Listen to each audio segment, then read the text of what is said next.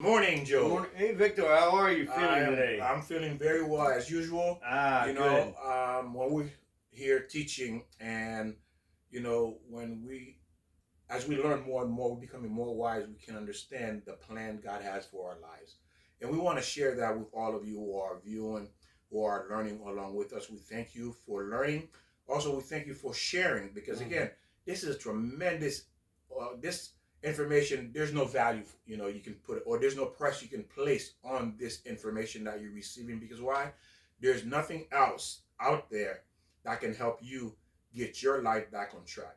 So we thank our family, we thank our parents, father and mother, who have given us the life, that the breath that allows us to come into this world, the opportunity to learn today what we're doing, to change our life, to become a better human being, to become a better us. And I want to thank you, Victor, teaching me the knowledge that I know and making me a better person. We are each other's teachers, and we have to learn from each other. And I agree with Joe. I've learned from Joe so many things. And then, I said to Joe, that God gave me a private tutor, and that's Joe. Joe is my yeah, Havuta. Havuta is like, that means in a Jewish world, you have someone you study with, a partner that you study with the Word of God. That's what these Jews do. They have someone that is unique, that fits them. So like it's in anything that you're into, like a partnership, you want to find a person that fits, mesh really nicely with you. Oh, absolutely. Like we talk about, equally yoked. Right, yeah, so, equally yoked. Even though Joe and I may have, every human being has weaknesses, but our relationship is so beautiful. That's why we're able to do this with you, because we didn't put ourselves together. God did this. Exactly. And he's been planning on Joe. He's been working on Joe, and he's been working on me to get me to this level where we can do this together. So every person you meet in life, whoever it is, a young child, even somebody that's whoever, there's a lesson to learn, for you to learn and for you to teach them. So look for that message. Joe's saying always look for an opportunity to learn. Absolutely. Always, whether you're teaching or you're learning, either. Again, God created the world. When you go upstairs, God's going to say, everything I created was to teach you a lesson. The wind, teach you a lesson. The storm, teach you a lesson. The thunder, teach you a lesson. The cow, the cat, the dog, the snake, everything is designed to teach man lessons. And what you said, the word teach. Let me ask you this, Victor. I know you have some children. What would you think, or how would you handle a child 13, 14, 15 years old? Would you let them out in the street 3 o'clock in the morning? Joe, that's would be someone irresponsible parent. Because yeah, and what about if you see them out in the street, or they're in the street and they have a gun with them? I mean, what about that? Where does that come from? I can't even begin to imagine my children doing that, because again, my mind doesn't work that way. Well, what about also too then these children out 3 o'clock in the morning with a gun, that young, and they kill someone? Victor, I just saw that. I mean, well, that happens all over the world. But I saw these 4 boys, 13, 14, and 15, they killed a man that was just in his yard, or he heard a noise, so he came out, and they shot him. Now, these 4 boys got to spend the rest of their time in prison. So, I mean, where does that come from? I mean, isn't that part of teaching? I mean, we have to be responsible for our children. 3 o'clock in the morning, I know some people, they sneak out, fine, but we have to be responsible. And you know what Joe's saying is beautiful, because he's bringing daily event that's happening in this world. It's showing us, this is a perfect example of what happens when we have the wrong information, because we live in the wrong way and we teach our kids the wrong way. And guess what? At the end, our children pays the price. We pay the price. That's what happens. It's not, even though society pays the price too. You're right. Society pays the price too, because why? Your child went and killed somebody. Absolutely. Now this man, he may have a family. Now the wife lost a husband, and then also children lost a father. Now you, as the parent, you lost your son for 30, 40 years in prison, and it's an embarrassment, because it's a reflection on you as a parent, because how could you raise a monster like that? Exactly. And I'll guarantee you, in those houses, there's no God, there's no church, There's no communication. And probably the parents are doing things that they shouldn't be doing. Shooting up, having guns, yelling at their spouses, shut up, or whatever. I mean, that's how we learn. Don't think a child's out there. And we always say, the kids are so bad. Why? Because we teach them that. Whether, like Joe said, we're teaching them directly or indirectly. Meaning directly, we're telling them, hey, hate this person, do this, do that. Right. Indirectly, they're watching our actions. Exactly. Kids are like a sponge. They're going to see Yes. everything you do, they see, they record it. They are a sponge. It goes into their subconscious, and that subconscious is what will force the conscious to do those things. Because why? It's in the subconscious. You cannot erase it. And as we spoke before in previous lectures, the subconscious is recorded into the soul, and the soul never forgets. And they're going to think that's right. Well, mommy and daddy does it. Yes. So, What's wrong with it? Right. I'm going to do the same thing. I'm going to buy drugs. I'm going to get a gun. I'm going to steal. Mommy and daddy does it. Or they lie or talk bad about other people at the dinner table. Exactly. So whatever they hear and see, your children going to do, and you are directly responsible for their action. Yeah. Let's admit it. We are responsible for our children. Yes, we are responsible for our children. We are not only just our children, we are responsible for each other as well. Yes, Victor, you're right. We have no right. I have no right to take somebody else's life. Exactly. No. Right? You know. Do you want someone to take your children's life? No. Think about it. Is it okay for your child to take someone else's life? But is it okay for someone else to take your child's life? Yeah, there you go. Double standard. Double standards, like Joe's saying. Mm-hmm. Again, the point, ladies and gentlemen, is this. The reason these problems exist is because we decide we know more than God. We are God. We want to be God. We think we'll know it all. We ignore everything that he says. We want to do it our way. And this is the result of our ways. That's the result. Everybody suffers. And when we say, oh, God, why are you doing this to me? Why is this happening to me? You're doing it to yourself. Yes. Look how you made the steps and you caused the problem. Yes. Joe is correct. The Torah says that every problem that comes to a person, they cause it. And the reason why you cause it, God says this.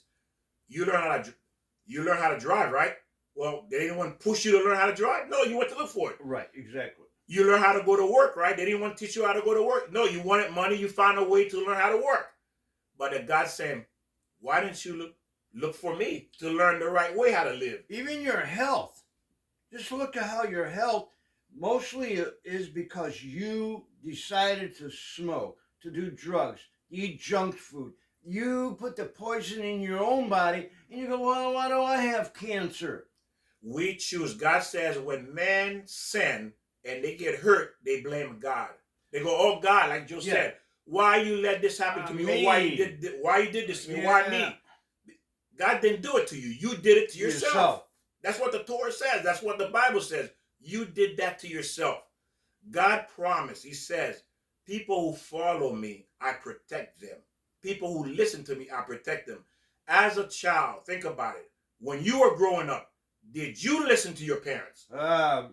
Did you listen to your parents? And if you did, why? And as an adult now, you understand why your parents had rules. Mm-hmm. Those rules were what? To protect you. Exactly. That's the purpose of the rules. That's the purpose of God's commandment. God's commandment are rules to protect us, to protect our children that we claim we love, to protect the wife and the husband we claim we love. Amen, Victor. That's what the commandment is for. Yes. If you really want to protect your children, you want to protect yourself, you want to protect the people you claim you love, there's only one way to do that, Joe. The 10 Commandments. There you go. That's the only way you can protect people you love. Yeah, there's no other way. Well, what is one of the 10 Commandments? Don't kill. Exactly. Don't steal. Honor the father and the mother. There's no other way, ladies and gentlemen, to protect yourself and your family. If you go outside of that, you just elected, made a choice, a conscious choice. I do not want to protect my children. I do not want to protect my marriage. I don't want to protect anybody I love. Because why? I made a choice. God doesn't know. I know. I'm God. There you go. So therefore, God leaves you to your own device. And this is the fruit of your labor. There you go. Good way, Victor. These kids, Yes. now your son in prison for 30, 40 years, that's the fruit of Or you. life. Yes. Or life. Yes. Or death sentence, that's the fruit of your labor. Because why? You chose to do it your way. And the thing about it that is so hurtful about this, ladies and gentlemen, there is a point. I know people have said there are things that's never too late, but isn't it too late for this kid? 40 years in prison, or someone going into who has what they call the death penalty, they're going to put them to death. Isn't it too late for them because they committed this horrible crime? It's too late. There are things in life that's too late because his youth is gone. Right, absolutely. It's gone. You can't fix his youth. 40 years in prison, you can't do anything.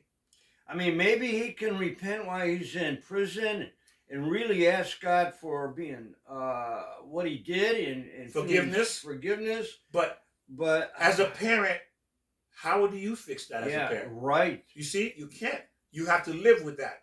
You have to live the next 40 or the rest of your life knowing your child in prison because of you. And then you're in prison knowing your child's in prison. How do you live with that? Both in prison, yeah. And you're always going to blame yourself. Oh, well, who else to blame, Joe? I should have watched. Yeah, no. Who else to blame? You have to blame yourself. Yes, you have to blame yourself. It's your fault. Oh, wait, well, let's blame the government. Why not? Oh, let's blame the church. Oh, let's blame God. No, let's put a blame. It's not me, Victor. Yeah. I did everything right, I think. Let's see. Oh, I forgot to lock the doors. Oh, I did. I put that gun out there. I should have not. I'd shoot up drugs or whatever. It is our fault. I'm falling, Victor. Help me. Yeah. I can't get up. We did that. Sorry about that. We did that to ourselves, ladies and gentlemen. And this is the purpose of this lesson because, again, if you do not have the right information, you're not teaching yourself, you're not educating yourself, there's no way you're going to have the life you want to have. It's simply not going to happen. Well, if your parents didn't teach you, then where do you go? How do you learn? We go to the Torah, the Bible. We go to God. Talk to yourself. Yes. Again, as we have mentioned many, many times in different videos, there's only one way to live. There's only one. There is no second or third or fourth. Right. If you're not living by the Torah, by the Bible, it's over for you. It's just a matter of time. Right. Just a matter of time before you suffer. It's just a matter of time before you bring suffer upon yourself. And I'm going to tell you something. Since I started learning the Torah, now, the thing about the Torah, it doesn't learn, you're not going to learn this overnight. It is said, for you to comprehend the Torah, it's going to take 40 years. But while you're learning, you're applying what you learn. If you're watching these videos with us, you apply it. You apply little by little by little. You're applying it. You're applying, and like we were saying this morning, we were talking about the monks and the nuns. Yes. Why do they live like that? Why do the monks and the nuns live like that? They're applying what they learn. Exactly. To teach us too. Yes. We have to go to the source. Exactly. So they're living what they're learning. The monks, the nuns. Right. They're living that life. You see? But of course, again, it's just to give you an example how these people can think the way they think, the monks and the nun, in a way we can't even relate to them. Because why? They live like this all their life. They've been learning how to think like God, how to live a righteous way, a way that is decent, a way that is humble, a way that people can say, you know what, these people have character. If you look for the answer, it will be there. And now, as we've been doing, again, we've been doing these series about the entire scope of marriage. Everything that can happen from A to Z in a marriage is what we're covering. This may take years to do, but that's what we're going to do. Because we're going to teach you, help you understand what it means to be in this world and what does it mean to be married and everything that's in between. Right. And why it takes years, also because we're so young and we're thinking other things. And so what we have to do is really take time and take one step at a time and find the source. What is really marriage about? And it's not about marrying someone who's got the money. No, it's not. Good looks. Remember, or power. Joey's right. What we have done, we've taken marriage and turned it into a physical thing. Yeah. Marriage is not physical. Remember that. The first thing you need to understand about marriage, it is a spiritual component. It's spiritual. It's not physical. Okay? Because when Adam and Eve was in heaven, they refused back to back. Ah. They had no weaknesses. Ah. Then when God split them and bring them down to earth, now they're facing each other now. You see, now they have to build that unity because they have weaknesses, because their back are exposed. We are human. We are weak. Think about it. If there's two of you, Joe, if Yeah. me and you are surrounded by a bunch of gangs, you and I are going to put our back to back, right? Right, exactly. We're going to watch each other back. Very strong. Yeah, because I have my back against Joe's back, and we're like this, you know. There's no weaknesses. We're a machine. You see that? There's no weaknesses. But when you're facing each other, there's weaknesses because your back is not covered. And when you're together, there's a third person. There's God. Beautiful, Joe. So God helps us. That's what marriage is. Marriage is three-part. God, husband, and wife. Exactly. That's marriage. That's marriage. And we become us. And so what we've done, and I we become one. you. You become me. That's what a marriage becomes. Soulmate. You become one. Very again. good, Victor. You yes. see? And again, when you understand, the first lesson to remember is this. If you're going to take anything from this lecture, from this lesson, is marriage is not a physical thing. It is a spiritual thing. Once you take it into the physicality, you lost the meaning, the purpose of marriage, and it can only be disaster and failure. All the way from the day you got married to your children, all the way down is going to be disaster. Why? Because they think it's physical thing. Now, don't take physical totally out of it. No, that's a beautiful part. Yes. That's a beautiful Joe part. is right. Joe is absolutely 100%. But mental and, like you say, spiritual, you have to understand who you're marrying and what you love about them. You have to find out what you need from someone. And the spirit is the soulmate, the soul. That's the number one. And physical also part of that. Yes. The physical it's like the icing, if you will, on the cake. Okay? The cake is the spiritual, and the icing is the physical. You see? It makes the cake yeah, perfect. Absolutely. You see? So remember, it's not the spiritual, it's the icing, because the majority of marriage is spiritual, but the icing on the cake is the physical. Okay? Remember that. And the cherry on top might be God. There you go. Oh, and it gives a beautiful look. Right. But again, ladies and gentlemen, you have to understand that's the first line of defense. The first line where you will have a successful marriage is understanding God is first. Marriage is a spiritual entity. It is not a physical. And like Joe said, the physicality is the icing on the cake. Okay? It's the icing. So now we're going into choosing a marriage partner. What do we look at? We're going to go into a more in-depth look of it, what we look at. So you're going to look at you're going to draw a red line. And on top of the red line, you're going to put 2 non-negotiable. And in the bottom of it, you're going to put 2 negotiable. Okay. 2 things I can negotiate. I can bend. I can say, okay, I can live without, when it comes to choosing a marriage partner. Okay. But there's 2 that has to be absolute. You cannot compromise on. Okay. That's a non-negotiable. So but the problem is that most people, their non-negotiable is usually a bunch of nonsense. Okay. He has to be 6 foot tall. He has to be rich. That's usually their non-negotiable. Okay. If he doesn't have that, I don't want him. If she's not this, I don't want her. Right. A lot of people do that. Yeah. So that means your marriage is based on 6 feet tall. That's what your marriage is based on. And then he has money. Think about what you just said. Immaterial. You just brought it to physicality. Yes. My marriage is based on he's 6 feet tall. Yeah. And he has money. There you go. What marriage can last on that, Joe? Not very long. What if he lose the money? Yeah. Well, there you go. What if he lose his leg? If he loses his leg, he's not 6 feet tall anymore. That's right? Yeah. If you lose your money, I'm out of there. Yeah. I'm going to find somebody else who's richer. There you go. He loses his leg. There you go. Is he still 6 feet tall? He's in a wheelchair. There you go. Now he's 4 feet tall now. Well, what happens then? Yeah, what happened then? He's not 6 feet tall anymore. Yeah. So you lose those 2 things, the marriage is over. Matter of fact, you just lose one. So the marriage is over. So what you're saying, you want to go for the mind, the heart. There you go. So you're always ahead of the thing. There you go. So you want to go with things that cannot be lost. You see, think about it. Things that cannot be lost, really, you want to go for. Then, because eventually we lose everything anyway. Attitude, character. Right? So love cannot be lost, right? because Right. love is eternal. Right. It never dies if it's the right type of love. It If it's never the dies. right, exactly. If it's done the proper way, God way, it never dies. And you see some couples out there, you see them, I mean, they're elderly now and they're holding hands, they're in love. There's that strong love. Mhm. And that can be accomplished Yes. if you go for the right thing. So let's look at what the Jews look at. So at least you have an idea to understand what would be negotiable and non-negotiable. Okay, non-negotiable in the religious world of the Jews, just so you can have an idea what they're looking at. One is religion. The woman has to be holy and the man has to be holy. That's what they call it, like yoked. You have to be yoked in as far as both should be balanced in the same Mhm. religion. Because why are they going to be raising kids and the kids I was have to just be gonna- religious too? Victor, there you're ahead of me now. I Yeah. was going to say that. Right. Exactly. So this is a non-negotiable for the Jewish. So I'm using them so you have an idea what they look for in a marriage partner. Because the children will go, well, wait a minute, which way, what's right?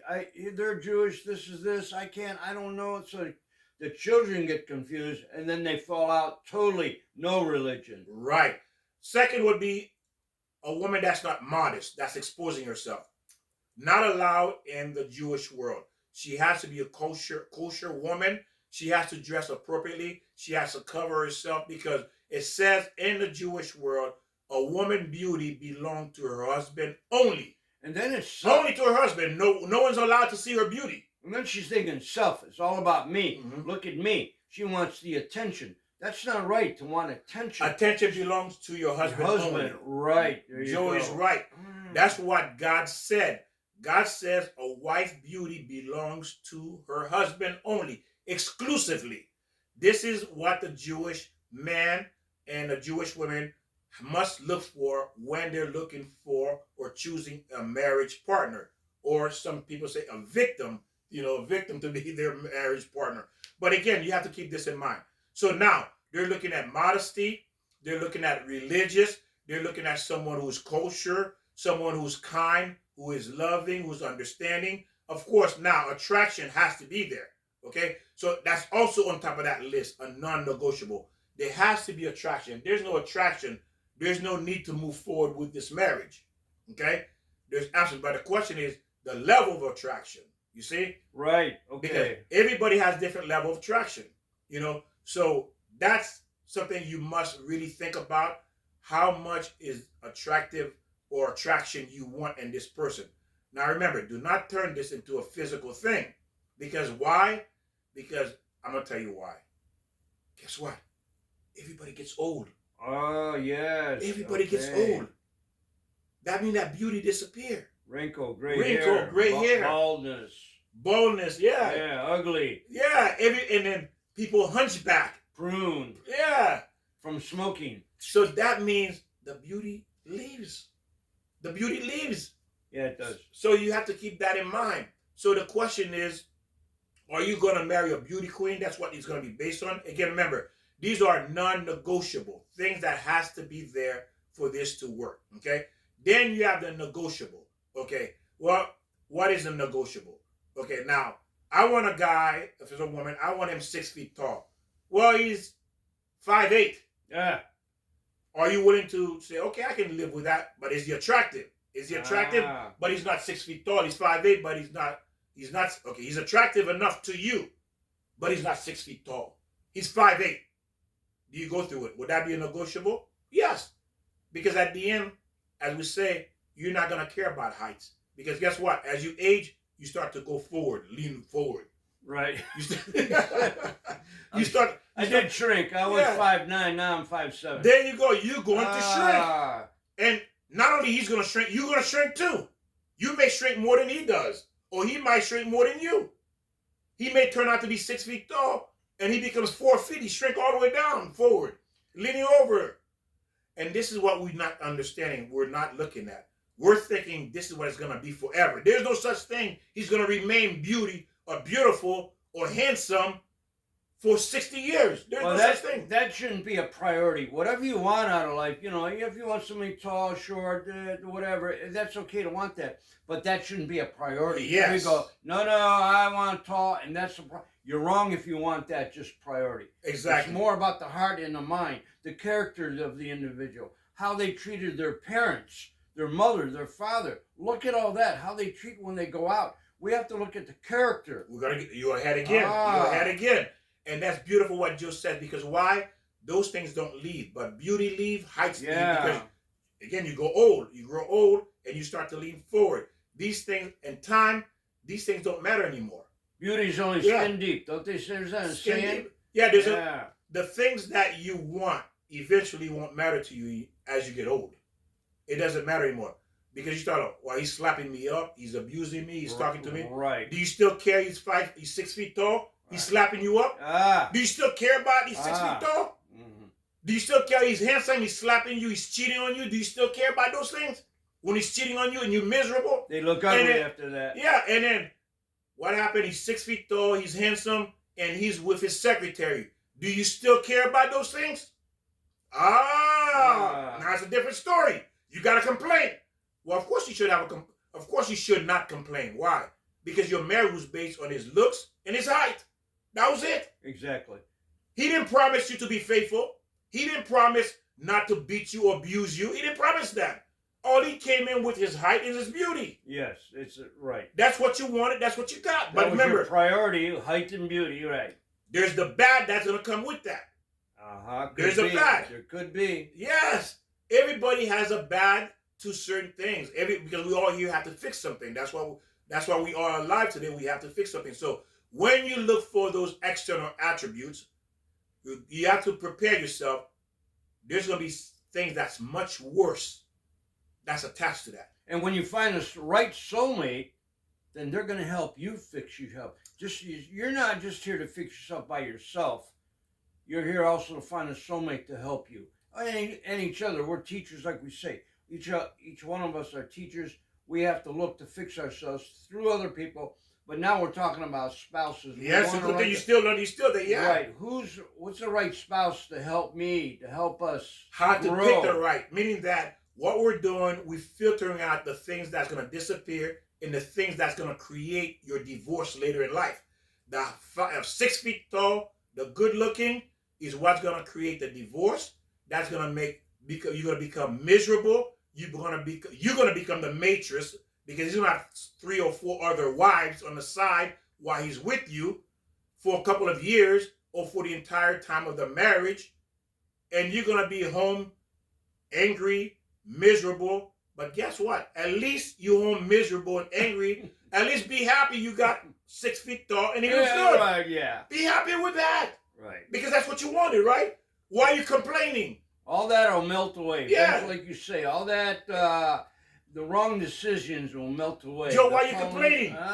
You got the 6 feet tall and he's handsome? Yeah, but he beats me. She beats me. Then why are you complaining? He's cheating on me. Why are you complaining? But you still got 6 feet tall the house and he looks, or she looks good. Yeah, I made a mistake. Now you made a mistake? Yeah. Now you made a mistake, but it's too late. You got 5 kids with him. I'll divorce. Are you going to be a single parent now? Well, I'll look for somebody that has a lot of money to take care of me. Okay, back to the same thing again. Oh, yeah. What am I doing? Because now he's buying you, so he's entitled to treat you the way he wants to treat you. You see, ladies and gentlemen? I'm confused. Victor, how do I get... What's going on here? You're digging yourself in a deeper hole. Yeah, I am. You see? And this is what happens in the long run, ladies and gentlemen. He's just not going to say that to you right away, but you put yourself in that situation. There you go again. Back to we mess it up. We cause that problem. Yes. So another thing about negotiable, and I'm going to share a story with you now. Health could be a criteria for, someone. Let's say, for example, you found out you're dating someone, you found out he has a year or 4 years left to live. That's rough. There's a story about a man who met a woman that met all his criteria, that was a loving, caring, she was attractive enough to him, and she had a huge heart. But he found out she was only going to live for 4 years, Joe. 4 years, the doctor gave her to live. And he decided to marry her anyway. At the end of the 4 years, you know what he said?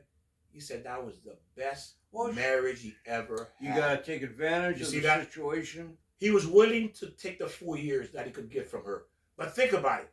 But at least he can say, this was the best. He can say that. Right. How many of you can say this was the best? Right. But he can say that. His wife only lived 4 years knowing that. But at the end, he said this was the best woman, the best wife, the best relationship, the best marriage he ever experienced. You know why? There was true love. There was There true you love go. in there. It was based on True the love. right Yeah. ideology. There you go. Exactly. It was based on what God says to look for. But how many of you would do something like this? Marry someone who's only going to live for 4 years, but yet he got to experience love. Have you experienced love? Most of you, what you experienced, a lot of misery. There's been a couple of Misery. movies out like that. I remember, and it's See? very touching. It's But that's touching, a yes. Good story, Victor. Beautiful, that's what I'm saying. I But love he it. can say, I know what love is. Yes. All of you are saying, I want to know what love is. Don't sing, Victor. I want you to show. Victor, See? please. But he knows what love is. Right. That's a good one. I like that. And you're right. I apologize. That was horrible. It was. But see, all of you wondering or want to know what love is. He knows what love is. Yeah, there you go. And that's Because beautiful. why? He based his marriage on the right ideology, the Right. ideology of God. You see? So he did it. The question is, would you be able to do that? Look what he was able to overlook. You see?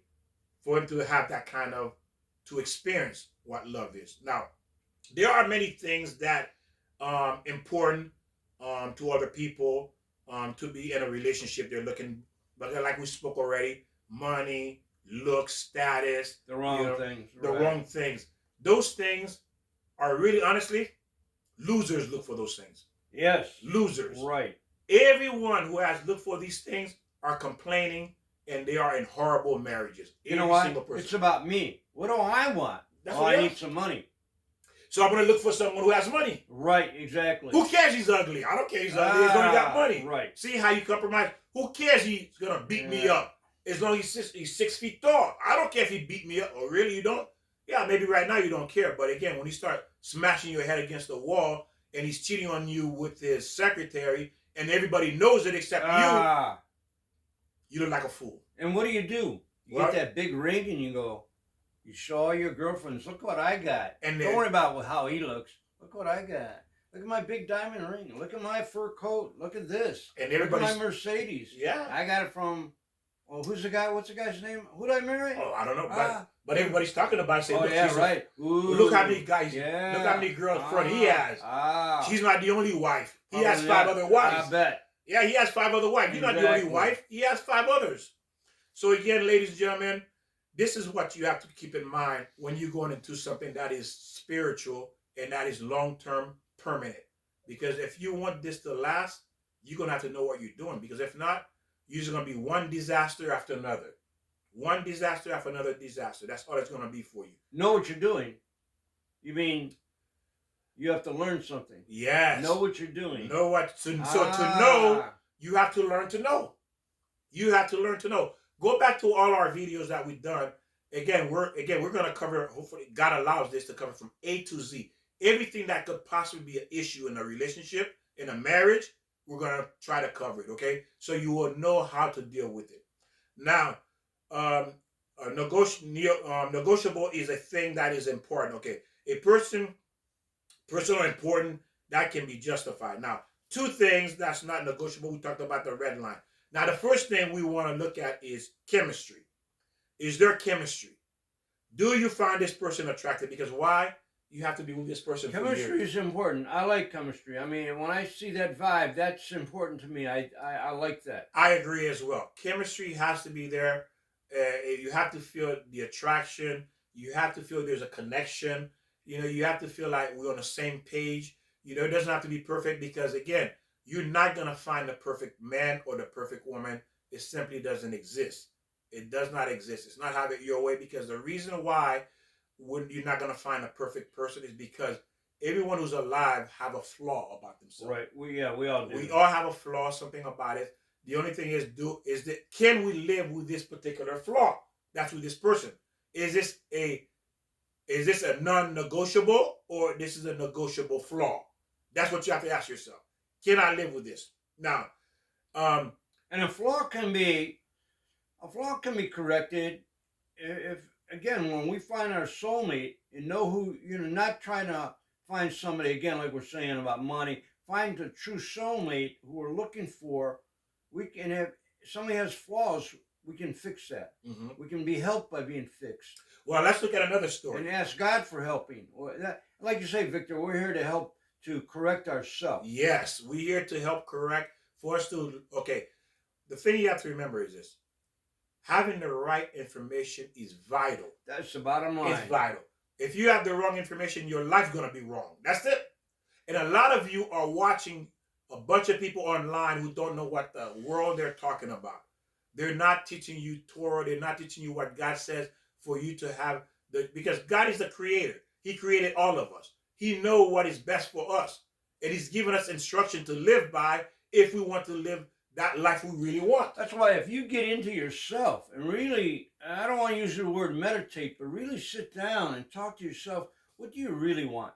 We all know, I think God has given us the true righteousness in us. We know what's right and what's right to do. Mm-hmm. And then we have to talk to yourself. Again, finding a mate, you have to know what you want as far as the use the guideline God has. Yeah, Victor, help me out here. Yeah, he has a guideline. He has a blueprint to tell you this is what you want, and that soulmate to look for. Right. Okay, you want to know what to look for. Come on, ladies. How many times you go on a date? Say, oh, I didn't like this and this. Why? You went in there looking for something. Right. Exactly. You went in there with a plan what to look for in this guy. Same thing with men. You already had your own plan. The Remember, wrong decision, plan. The wrong right. You went in with your own, which is the wrong plan. The power, the money, you're looking for that. You have to look for, again, we're always saying the same thing. Mm-hmm. The heart, the character, the personality. How is this person treating other people? That's how they're going to treat you. How does this person treat their mother and father? They're going to treat you the same way. Joe, as usual, he's always ahead. Beautiful. What he said is true. That's what the Torah says. The way he treats other people, he's going to treat you too the same way. So that's important that you're paying attention to that. Because remember, all the stuff is going to disappear. The looks, the attraction, the height, all of that going to get old. You may be the one who's taking this handsome, good-looking guy to the doctor for the next 30 years. Because he got sick on you. Think about it. He's 6 feet tall for the next 10 years. Then he becomes sick. He doesn't look so good anymore. He looks like he has AIDS. Are you going to stay with him and take him to the doctor for the rest of his life? If you go to the heart... No, how are you going to do that? Are you going to take him to the doctor for the rest of his life? You don't want to, no. You're going to push him in a corner and forget about him. Probably a lot of people do that. Because he doesn't have the looks or the height anymore. He's in a wheelchair, right? Or throw him in a nursing home. But if he has a heart in mind... But if you go in with the heart in mind... Yes. If you go in with the heart in mind and he gets sick, you're going to still love him. Vice versa. Right.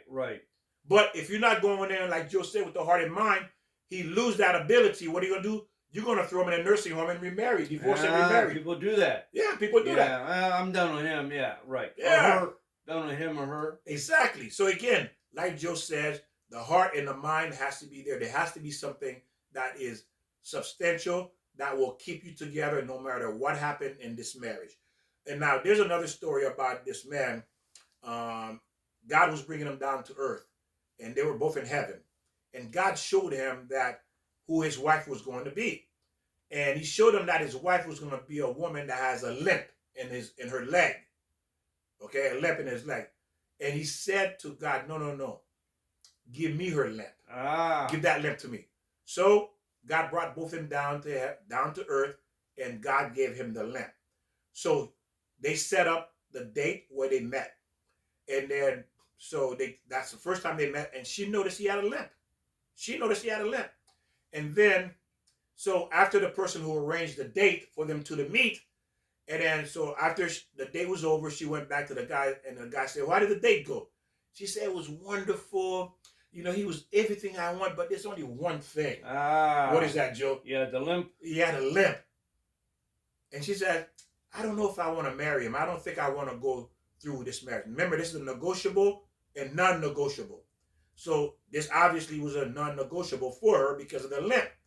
And then so the person who set up the date contacted a guy and said, "Look, she doesn't want to go through with the marriage anymore. You know, she feel, you're not the person for her." And then she spoke about the limp. And then the guy said, "Can you tell her if we can meet one more time? Just one more date?" And she agreed to it. They met again. So he said to her, "I understand you said you don't want to marry me because of my limp in my leg. And he said, well, let me tell you something. Before we came down here to earth, God showed me who you were. You're the one that had the limp. Ah. And I told God, no, no, no, don't give her the limp. Because why? She's a woman. A woman gonna feel inferior, gonna feel, because a woman feels important to be complete. She would feel incomplete. She would feel less. And I know a man would not want to marry you. You see? A man not gonna want to marry you because you're a woman with a limp. And a woman take pride in her look. So I told God, no, no, no. Give me the limp. Ooh, beautiful story, Victor. And when she heard that, she fell down and started crying. She started crying because she saw how shallow she was.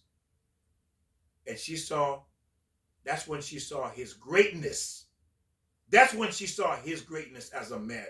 Because he took on her defects upon himself to save her.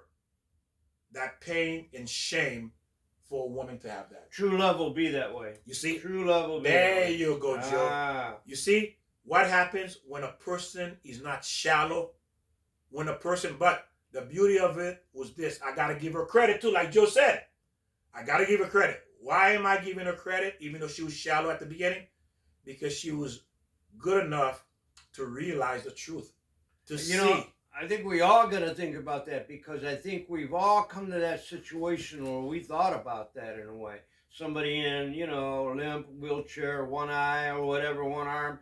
We've all decided that and go, how would I handle that? Yes, it takes a strong person to be able to. That's why I'm giving her credit, even though she was shallow, but she was intelligent enough, sensitive enough, kind enough to see the truth and recognize the truth immediately and said, yes, I will marry you.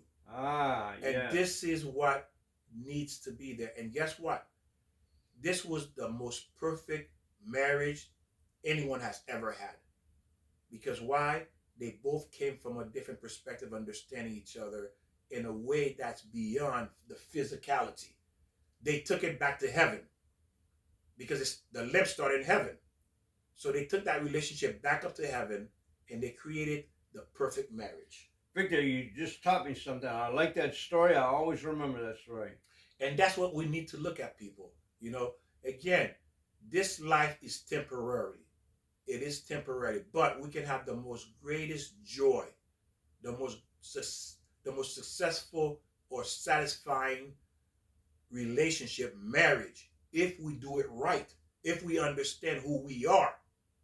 But because we don't know who we are, we don't have the right information, is why we fumble this so badly. A lot of times we want to be in other people's eyes, our girlfriends, our boyfriends, our friends, our mother or father. Oh, I can't marry that person because whatever. He's a construction worker. He's a sewage worker, whatever. I have to marry a doctor, lawyer. So we're put in that position before, so we have to be, what's the word? We have to be, somebody through somebody else's eyes. I'm important. Yeah, I'm important now because my husband or wife, they got money, they got good looks, they got prestige, so it makes me look good. So we get it out of perspective here, Victor. You know what? I'll tell you another story so you can see it. And I like what Joe said is when he says, you're looking at someone down because of this job. There was two sisters. One married a wealthy man and the other one married a poor man. But this poor man, he had the greatest heart, the greatest kindness. But again, the difference with this poor man loved God. He followed the rules of God. His entire life was devoted to learning about God and pleasing God. But now, the sister that married this religious man she was happy. Listen to this. So the rich sister and her husband would come visit the poor sister. And then the rich sister would tell the poor sister, how can you live like this? You have nothing. Look at you. You live in a 1-bedroom, dirt floor, 1 bed, 1 table, 2 chairs. That's all you have. But that sister, the poor sister, never once complained. She was always smiling. Always smiling. And then the rich husband would say to the poor man, listen, why give up God? Let God go get a job, be rich like me, be like me. And the religious man, he didn't say anything. He didn't respond. He smiled.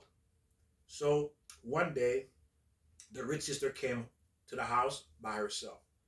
And the rich sister said to the poor sister, and the poor sister said, "You don't look happy." To the rich sister. The rich sister. And the rich sister said, "I'm not happy. I've never been happy. All I have is things. All I have is things. Material things." Listen to what she says. All I have is things. And she said, "I'm jealous of you." You say, "Why? Why are you jealous of me? I'm poor. I have nothing." He said, "No, you don't understand. Every time we come here, both of you are always happy. Always happy, joyful, and then you read each other, you complete each other's sentences. You complete each other's tasks. You are one. I see a oneness. Me, I have a wall between me and my husband. There's a wall. All we have is an exterior look, appearance. That's it. All we have is material. That's it. That's all I have. Appearance. Right. That's it, just appearance. She says, "I'm not happy. I would give up everything that I have to have what you have, sister." That's what the rich sister said. "I would give up everything to have what you have." Because why? I don't know what it feels to be happy in a marriage. I don't know what that means. They had true love. There you go. You Each see? of them had the character, the integrity, the love for each other, to help one another. And this is the mistake, because at the end, this is what every woman wants. They want to be happy. They want to feel secure. They want to feel safe. And that will never happen if you don't do it according to the way God designed it to be. Even though it may look good at the beginning, but it's going to fail. Why? It's not built on heaven. I'm going to say this too, Victor.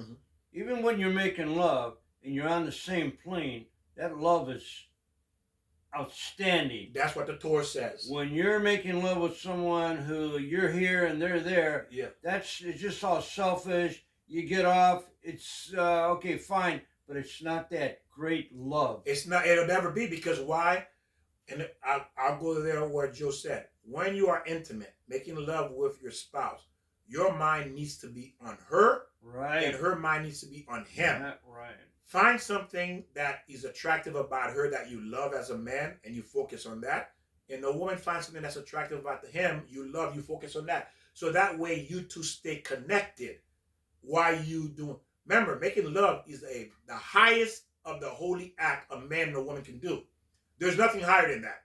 Love making is the highest level of a holy act you can do. Okay? And the simplest thing, even sending someone a card prior to making love, that's very intimate. I mean, it's it shows you care. You're thinking of that person. Yes, exactly. You know, you have, and your mind needs to be on your spouse all the time. If your mind is not on your spouse all the time, that's an indication there's problems. There's problems. Even 50 years later, if your mind is not on your spouse all the time, right, you're in trouble. You're in trouble, because why? It's saying this person's not important enough. Exactly. That's what it's saying. You're not important enough to be a priority in my mind. You're not important enough. It could be a simple. I forgot about you. Right, exactly. What do you want me to do? I forgot to pick you up. Yeah. Because you're not on my mind. That's why I forgot to pick you up. I pick you up 5 hours later. Right, that's what happens. Yeah, I picked you up 5 hours later. Yeah. What do you want? I forgot. You know what I was. You married me for my height, and you married me for my looks. You didn't marry me to be on time. Right. You didn't marry me to remember you. Good old you didn't marry me to not forget you. You got the height and you got the looks. Be happy. Yeah. That's what you went in for. That's what we're looking for, right? That's what you bought. Wrong things. Yeah. So you didn't marry me to be on time. You didn't marry me to love you. No. You didn't marry me to care about you. You didn't marry me for anything that you want. You Except married me for my looks. That's it. Yeah. And my money, my car. What do you want from me? Prestige. What do you want from me? Yeah. That's what I gave you. I gave you my looks and my height. Well, that's the problem, Victor. We're marrying the wrong person because we're selfish. We want what we want, and we got to do we got to marry what we both want, what we're going to find together as one. Yes. And again, ladies and gentlemen, this is what you bought. That's what you get. That's what you get. Right. That's what you bought. Yeah. That's what you get. You get what you bought. Well, you don't go back to the store and complain, hey, it doesn't shine bright enough. Well, you already know it only has only so much. Well, it's cheaper. I'll buy this one because it's cheaper. There you go. It doesn't have the qualities of a nice, good shirt. Oh, I like that. I like that. It doesn't have the quality of the thing. If I would have spent a bit more money, I would have got quality. There you go. Well, you didn't buy quality. Yeah. You did not buy quality. What do you expect? Right. Yeah, right. You were looking the other direction. Yeah, I like that. Quality. Oh, that's beautiful, Joe. You didn't go after quality. What do you expect?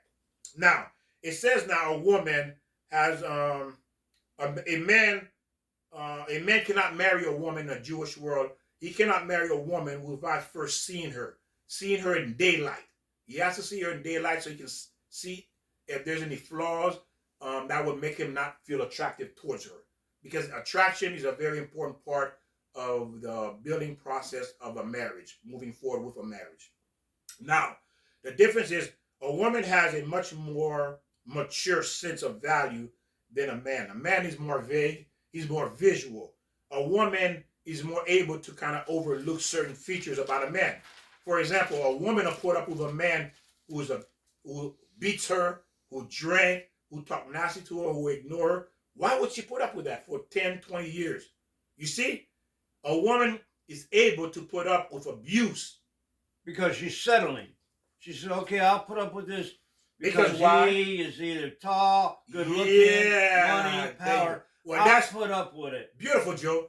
That's your punishment for the tall and attractiveness. Right. That's your punishment. What do you want? That's what you want. You got what you wanted. You get what you want. But there's other things attached to that. Right? There's other things attached to it. He didn't say it was perfect. He said, look, I'm giving you my height. I'm giving you my looks. Right. That's it. That's it. That's all you're getting from me. But see, that's what you wanted to. You settled. That's what you wanted to. I never said I'm not going to have 5 girlfriends on the side. Right. I never said I'm going to be home on time. I never said I'm going to think about you.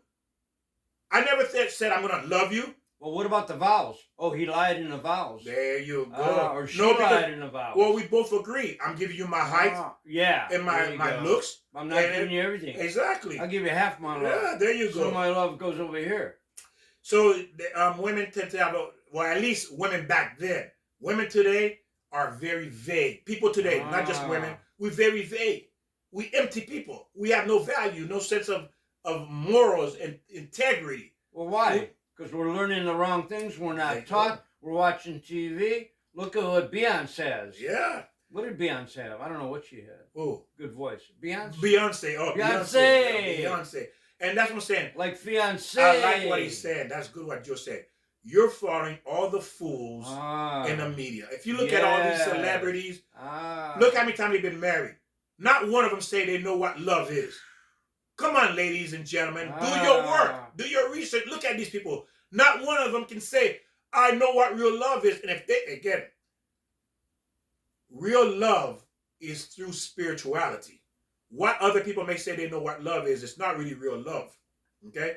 Real love comes through spirituality. That's where real love comes from. That's where love derives from. So don't be fooled thinking you may get 1 or 2 that may be in love. They think it's love, because if something big happened in that marriage, most likely it'll crumble. It's because they never had a huge challenge to challenge the marriage. And that's what's happening now. Yeah. They never had a huge challenge to challenge the marriage. Like a child died, or something serious happened where it tore them apart. But some people, again, they're exception to the rules. They didn't have to face that kind of challenge in the marriage. And that's why it looked like it survived. But if something tragic was to happen, it doesn't mean they would have survived. Now, this system is built on religious value, and women is placed at the top. Women say we want to be appreciated and loved, not to be treated like object. The guide for a man and a woman to get married put women on top of the list. They are actually protecting the woman. This list is really designed to protect the woman, to give the woman what she really wants. She wants to be loved. She wants to be appreciated. That's what the Torah does, to guarantee the woman will be loved and be appreciated. Well, if she's not a slut. If she's not, but if you're not going to get that if you are. Right. If you are. Right. You're not going to get that because you're not looking for that. That's right, exactly. If you are that, you're not looking for that. Right. So it's for women who's looking for that love, right, and to be appreciated. The Torah designed this particular structure of what to look for when choosing a marriage partner. Okay? The secular world put greater emphasis on presenting women as object. You see, provocative fashion. Right. They show you in a bikini. Right. They show you wearing a slit dress. You know, the breasts hanging out. That's what the world present to us. You know, this is what is attractive. This is what you just did is made the woman into an object. Exactly. You don't want to be an object, but you make yourself into an object. I mean, come on. Does that make sense? Oh, I don't want to be an object in his eyes. Well, you dress like an object. Yeah, exactly. What do you mean you don't want to be an object? But that's exactly what you're doing. And then you put yourself in that position. You allow man to see you and place you and look at you as an object because why? You carry yourself like an object. Right. Okay? Man first drawn by the physicality. That's what man is looking at, okay? Don't think for once a man thinking all these, because especially if a man who has not been refining himself, all he sees object. That's it. She has to dress in a feminine fashion. That's the thing about the Torah that the man is looking for. She's dressed in a feminine fashion. She dressed modestly, cannot expose. No contact when they're dating. There's no contact at all.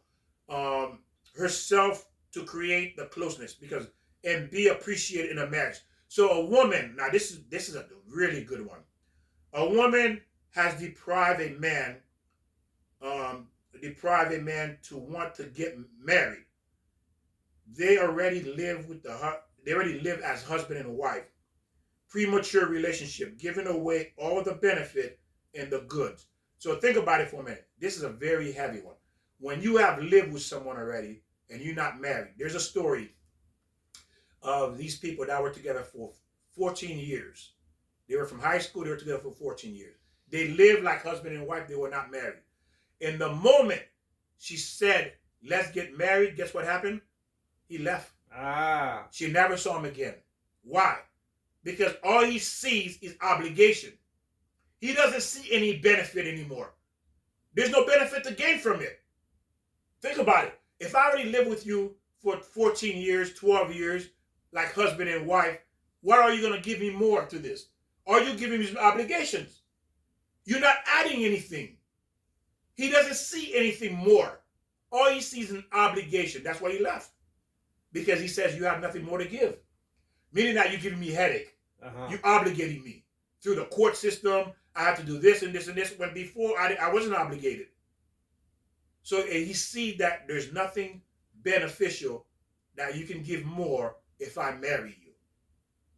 You see? So a lot of people, even though if they do get married, they tend to divorce a year later or two. Because why?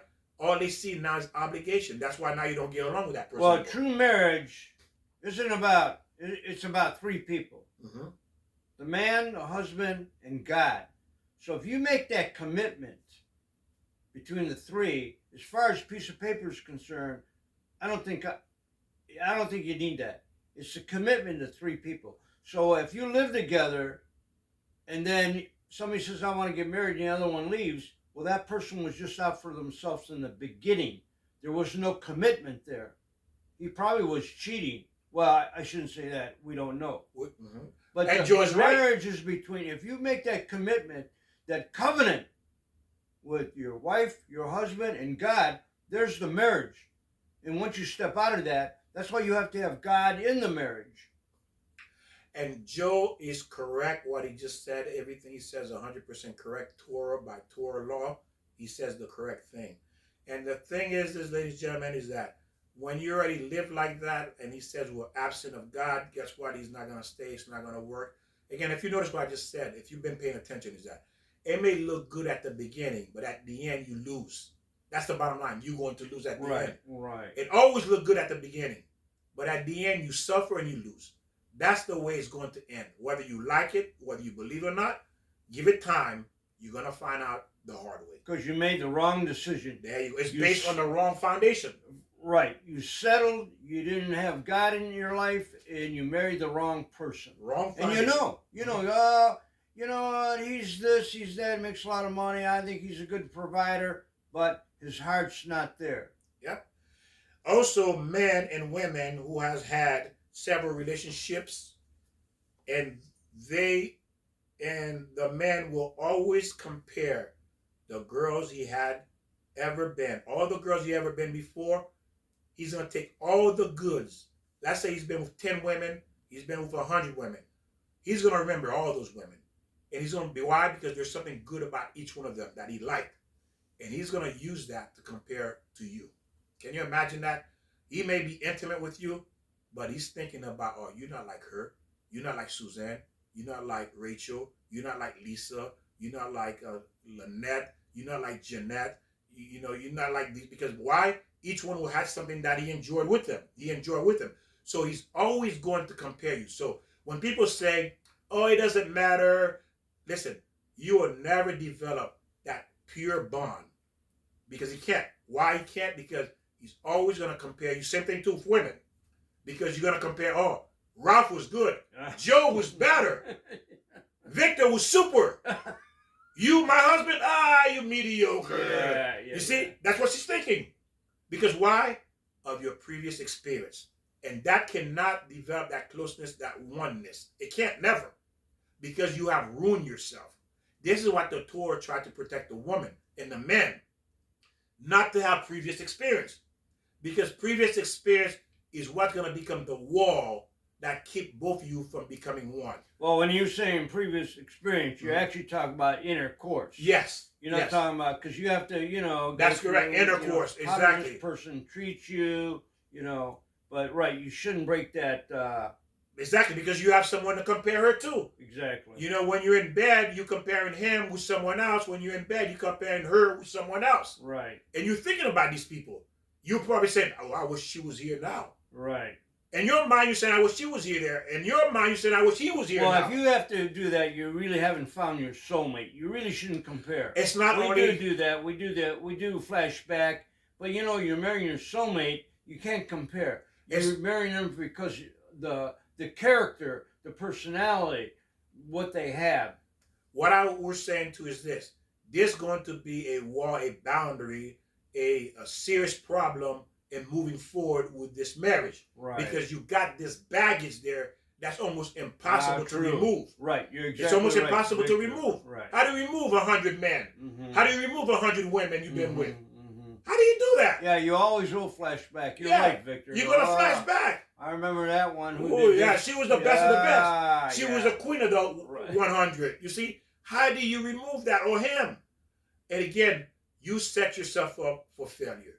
Or not only failure, or you set yourself up for a mediocre marriage. Mediocre. That's the best you're going to get out of it. Why? Because you use yourself. Because you thought you're going to win when you actually lost. Mm-hmm. You lost. So that's the thing. It said the Jewish law is if you want me, you get all of the privilege, we have to marry. So if you want all the benefit of a husband and a wife, we have to get married. You want those benefits? You got to get married. But again, it's that simple, because again, if you really want that person, you want the total package. You want everything that goes along with it. I don't think there's a good man that doesn't want a virgin, right? Every good man, what man wants a woman that's been with 100 men? Think about it. What man in their right mind wants a woman that's been with 100 men? What woman in their right mind wants a man that's been with 100 women? Yeah, that would be disgusting. That's disgusting. Yeah. Mm-hmm. That's a prostitute. What man wants a prostitute for a wife? Oh, you know what? You're the best prostitute. I want to have 10 kids with this prostitute. Really? All your friends say, hey, Joe, did you know I was with her too? Think about it. Joe, hey, not only I was with her too, but Joe, your best friend was with her. He was with her. Would you want to walk around with a woman like that, Joe? I think I saw somebody who was watching a porno film and he saw his wife or girlfriend on there. I mean, that's a story I heard. I'm sure that's happened. And somewhere. that has to be unbelievable. I mean, I can't even begin to imagine what that would feel like. And that's true. I mean, well, yeah. I mean. But think about it. No man unless he's a garbage himself. But no good man is gonna want to put his woman arm around who every man say, yeah, I've been with her too. Hey, bro, yeah, she's good, man. I've been with her too, man. No man wants that. No man. I'm telling you right now. Get that out of your head. No man wants that. Hey, put it this way. If you don't believe it, that's fine. Guess what? That's why you'll be alone. And that's why you will never have the best. Because God's not going to allow the best come to you. He's not going to allow that. It doesn't matter what you think. You're just going to die by yourself with a couple of cats and a couple of dogs. Probably. That's it. That's your end. There you go. So, now it says, today women feels marriage only brings obligation, only no new benefit. That's what we're talking about today's men. I'm sorry, men. Okay. Now, the Jewish system is respectively protecting women. Remember, this system is to protect you, the women, for you to have what you want. The love, the respect, and to be cherished in that marriage. That's the purpose of the system. That's why God designed it. Because he designed you and he knows what you want. That's your heart desire. Well, God put that plan in place just for you. Victor, we have to establish something here. When you talk about the Jewish law, the Jewish people, the Jewish women, and don't forget, there's a couple. We're really talking about the true Jewish now. Yeah, the Jew. Yeah, not the American. You know, No. I mean, I'm not saying I know a lot of Jewish people. I know a lot of Jewish marriages, and they're fine. I mean, but don't forget, there's Jews, the Orthodox Jews, right? Meaning the Jews is following God's laws, okay? Because they understand. Because why would they do it? Because there is a benefit to it. If you're listening to this, I'm realizing it. There's a lot of benefit to this. Right. I can see how I would want my daughter to be protected under this law. And also, too, think about it. Once you want your mother protected, your sister protected under this law. And there's a lot of religions, too, that follow the Jewish law, which is the Old Testament also. Yes. So there's a lot of religions that have this perfect life, a great life. They find the soulmate. So there are a lot. We're not talking about, but the majority of people out there, we're all sluts. We're all committing adultery. We're all not caring about ourselves. We're all thinking about the money, like the 6 foot tall guy. We're all thinking about the wrong things. Because at the end, ladies, most of us. And the beauty of what Joe just said is God is trying to protect you from yourself. He loves you. He adores you. You are the daughter of the king.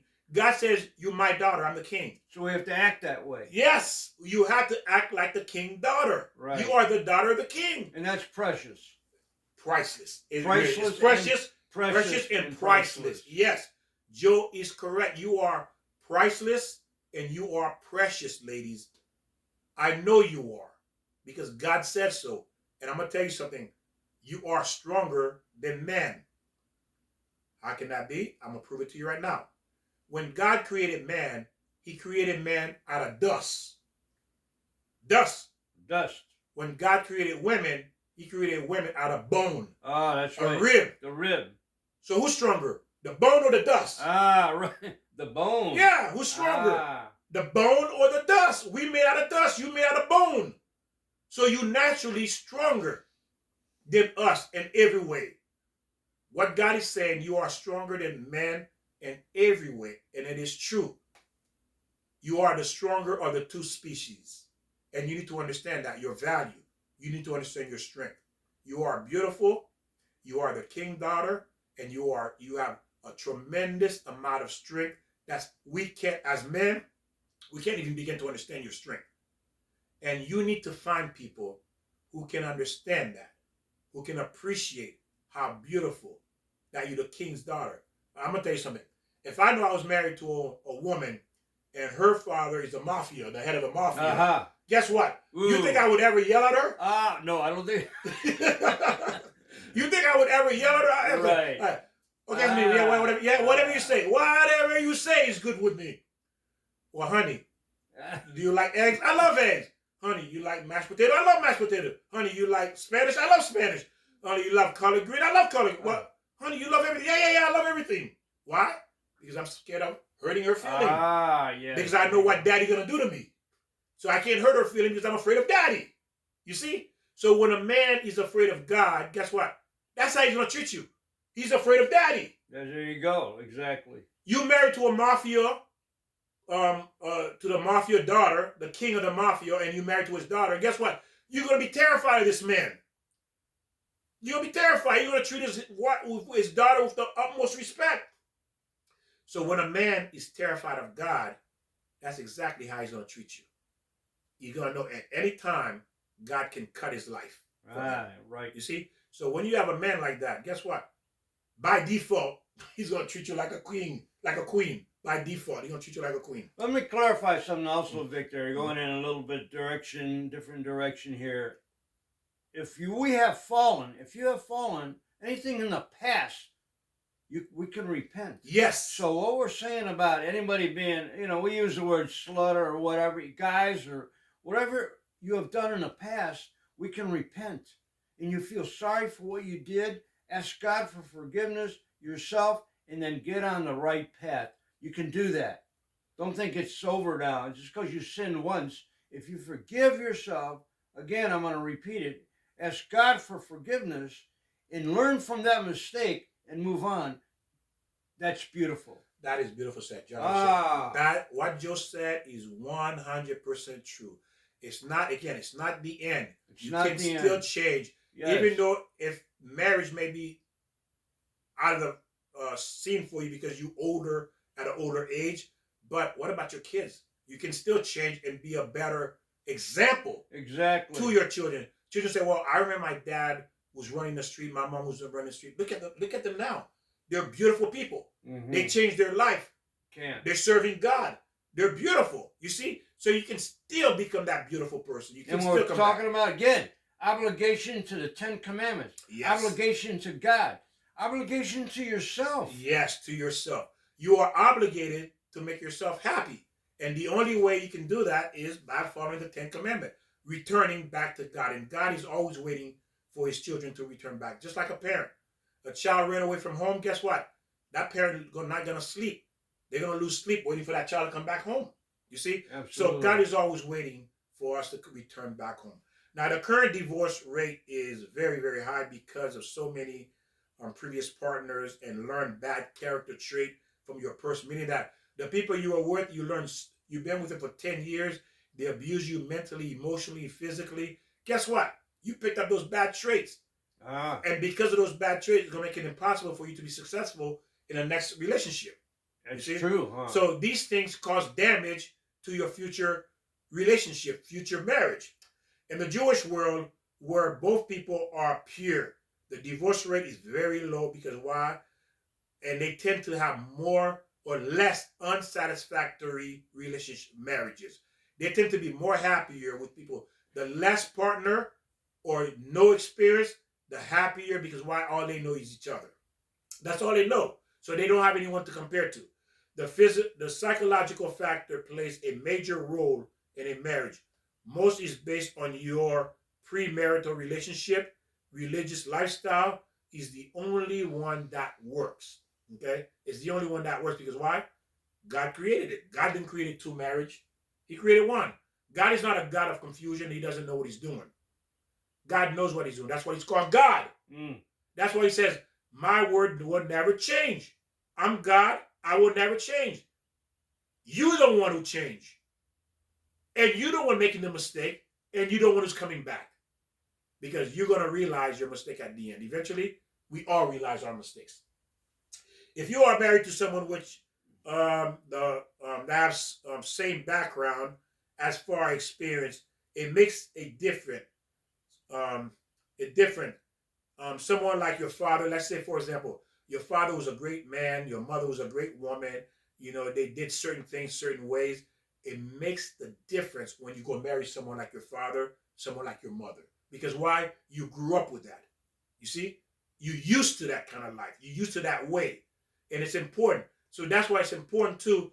Your experience at home also will determine who you marry as well. Right, good or bad. I mean, we wind up seeing the bad parents, and you wind up marrying the bad boy, the bad girl.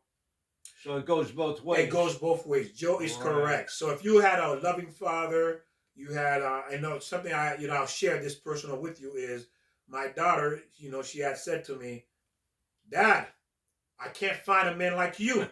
I can't find a man like you or like my brothers. Ah. Listen to what she's saying.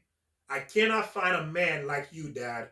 I cannot find a man like my brothers. Why? Because that's what she's used to. That's what she wants. That she sees the glory of what a man looks like. A good She man. wants that. A good man. Right. You see? Right. And why would she Right. want that? Because she saw good. Right. She saw good. That's what she wanted. Her whole life is based on trying to find someone like me and like her brothers. How can that be? Mm-hmm. Because why? She loved it. Mm-hmm. She felt good. She felt loved. She felt secure. And she wants that same feeling she had growing up to be in her husband. You see? Ladies, I just showed you proof from my own personal experience from my own daughter. Okay? And that's what we're trying to make you understand. This is what you look for. That's what you want to. Okay. Now, we talked about the red line, the attraction, how much it has to do. Does not help you if you're not committed. So now, it says how much attraction must be there to start. It depends. What happened is the older you get, keep in mind the looks change, and we spoke about that. We're not so critical in appearance anymore because why? That's no longer a priority anymore as we get older. That we lose the priority of meaning that 6 feet tall, very handsome, start to lose its value. We start saying, you know what? I want to be happy. That's not going to make me happy. Is this really going to make me happy? So we start to think about, reevaluate where we are. Is this really what we really want? People think they're going to find someone more attractive. Like sometimes they'll find someone they're attracted to, but in their mind, no, I think I can find somebody better. Mm-hmm. Not true. Mm-hmm. Not true. If you find someone you have some attraction to, and they are, like Joe said, a good heart, take it and run. Because what happened is you'll pass up this opportunity, you're not going to get another one. You're not going to get another one. And people make, this is a tragic mistake a lot of people make. A big mistake. No one is perfect. There is no perfect package on both sides of the attraction, the man and the female. Okay, so if you find someone half decent or attractive enough for you to say, okay, he looks good in my eyes, she looks good in my eyes, go for it. And they meet all the other criteria that we talked about, go for it. A man can be very mature about attraction of a woman because he is worried about what his friends going to think. Oh man, Yeah. she's ugly, man. What's wrong with you? What do you see in her? And men do that. We do that. Oh, sure, right. Exactly. But if she's a hottie, oh man, give me five, give me five. Ooh, well, how did you get her? Man, wrong. Wrong. Bad. Find someone that you're attractive enough to, but that has those character traits we talked about. Right, exactly. Because why? You're not marrying your friends. You married her. You're going to spend the rest of your life with her or him. And guess what? That's where your happiness is going to come from, that person. If you made the right selection, then you're going to have that happiness. If you made the wrong selection, then welcome to pain. Welcome to pain. That hurts. Who's at the door? Yeah. Oh, my name is Pain. Oh. Let me in. There you go. Let me in. I want to come in. What do you mean you want to come in? You Pain? No, that's what you asked for. Right? Is your name so-and-so? Yeah, well, I'm Pain. You ordered Pain. You ordered Pain. I'm here at the door. Let me in. Pain will be knocking at your door. Now, it says, so we'll stop here. Again, we'll do part 2 next time. But again, it's a lot of information. You're not going to get all this in one sitting. Remember, it takes 40 years for people who study Judaism, who study the Old Torah, for it to make sense, to actually make, yes, it makes sense as we're learning it, but for it to make complete sense, to see the entire picture, it takes 40 years. Think about it. It's like having a 1,000-piece puzzle in front of you and nobody shows you the box. You have no idea what this looks like, the picture looks like. And you're saying, well, where do I start? Well, where we start one piece at a time, trying to find one piece to put together with the other piece. That's what Torah is. Torah is a 1,000-piece puzzle in front of you, and you're learning piece by piece by piece, by putting piece by piece by piece until you put the entire pieces together to see what this world is about and that takes about 40 years. Okay, remember that. So it's not something you're gonna get learn overnight. Be patient with you. Review these lessons over and over until it makes sense.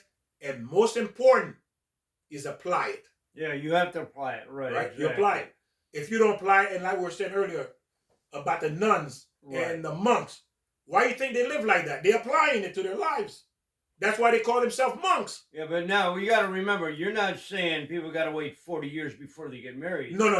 We have to know character, but it does take a long time to learn all the respect of what God is, God's message. Good job, yeah. It takes, everyday learning. There you go. No matter how old you are, it could be 80 years old. Yes. You're always learning. Well, think of it this way, like Joe said, it's beautiful. Well, how long was it going to take you to put a 1,000-piece puzzle together? Yes. Right? Everybody's different, right? Exactly. But how long is it going to take you to put 1,000 pieces together? That's how long it takes for you to learn the Torah, you see? Exactly. So everybody's at a different pace. Believe me, I wish I could rush it more because it's beautiful. It's a peace of mind for me. But again, it takes time. And I thank you for sharing. I thank God for giving us this opportunity to share with you what it means, to look for when it comes to choosing a marriage partner. God bless. Share, write comments, share this video with other people, and ring that bell. Exactly. And remember one thing in the message, you have to know your character, your personality, and the person you want to marry, the integrity, your character. That is the true source, or one of the sources we got to look for with love and marriage and God and 10 Commandments. Amen to that. And ring that bell. And ring that bell. Ring that bell. See you next time. Obligation. Ring that bell. Very good, Victor. Absolutely.